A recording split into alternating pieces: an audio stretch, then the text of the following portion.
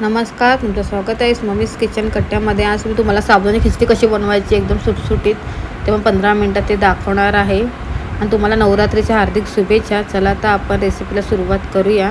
मी साबुदाणा ही रात्री भिजत टाकला होता आदल्या दिवशी. बघा छान शिजून झालेला आहे. आणि शेंगदाणे ही छान भाजून घेतलेले आहेत मी. आणि मी 2 बटाटे घेतलेले आहेत, बारीक चिरून घ्यायचे आपल्याला बटाटे. जर तुम्हाला वाफून बटाटे टाकायचे तुम्ही तसे पण टाकू शकतात, पण कच्चा बटाटा टाकून जो शिजवला तेलावरती जो क्रिस्पीपणा येतो तो खूप छान लागतं ते खायला. आणि खिचडी बनायला जास्त वेळ नाही, फक्त 15 मिनटात आपली खिचडी तयार होते. तर ह्या पद्धतीने नक्की करून बघा आणि मला कमेंट करून सांग कशी झालेली. आणि ह्याच्यात मी 4 मिरच्या घेतल्यात. आणि तुम्हाला जर तिखट हवं असेल तुम्ही तिखट टाकू शकता. तुम्ही बघू शकता आम्ही शेंगदाण्याचा कूट करून घेतलेला आहे. आम्ही सगळे शेंगदाण्याचा कूट नाही केलेला आहे, त्यातल्या अर्धा शेंगदाण्याचं घेतलेलं आहे. बघून घेऊ शकता. हे बघा शेंगदाणा जितका साबुदाणा आहे त्याच्या अर्धा मी शेंगदाण्याचं कूट घेतलेला आहे.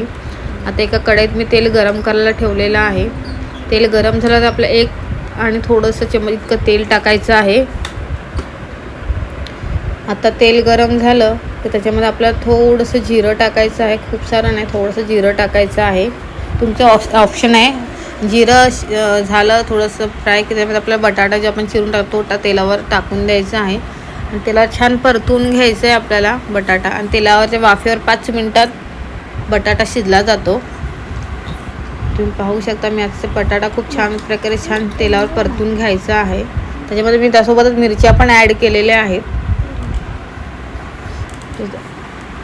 बटाटा छान तेलावर छान परतून घ्यायचा आणि झाकण ठेवून द्यायचं. आणि गॅस मीडियम करायचं आहे आपल्याला, फास्ट गॅसवर नाही तर तेलाला करपत नाही. स्टीलची माझी कढई जी आहे ती खूप जाड आहे, भाज्या करपत नाही. आता आपण झाकण करून परत एकदा परतवून बघूया बटाटा. अशा प्रकारे हलक्या हाताने बटाटा आपल्याला परतवत राहायचं आहे. परत झाकण ठेवून देणार आहे मी. तुम्ही बघू शकता आता आपला बटाटा बऱ्यापैकी शिजलेला आहे. आता बघू खूप छान दिसत आहे बटाटा. त्याच्या जागी तुम्ही बॉईल बटाटा पण टाकू शकता.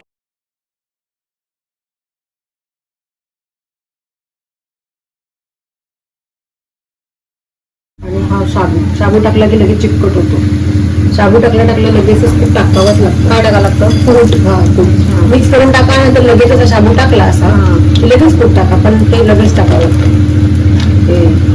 आता काय होतं, नुसतं शाबू टाकला आणि आरामात कूट टाकला असं चालत नाही. शाबू चिकट होऊन जातो.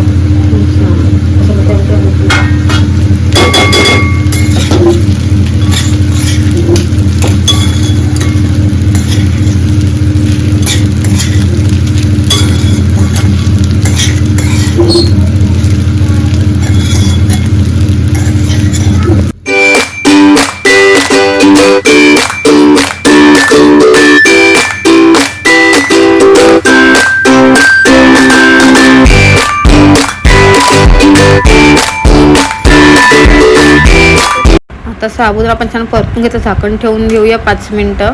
वाफ काढून घ्यायची आहे ह्याच्यामध्ये झाकण ठेवून. आणि परत छान परतवून घ्यायचं आहे आपल्याला. पाहू शकता किती छान मोकळा सुटसुटीत झालेला आहे. नक्की बनवा आणि मला कमेंट करून सांगा कसा झाला. त्याच्यावर तुम्हाला हवं असेल तुम्ही कोथिंबीर टाकू शकता, पण काही ठिकाणी कोथिंबीर खात नाही उपवासाला, म्हणून मी टाकलेली नाही आहे. तर तुम्हाला टाकायला तुम्ही कोथिंबीरसुद्धा ॲड करू शकतात वरून. आणि नक्की बनवा आणि कमेंट करून नक्की सांगा कसं झालं होता. भेटूया नेक्स्ट ब्लॉगमध्ये. Bye bye, take care.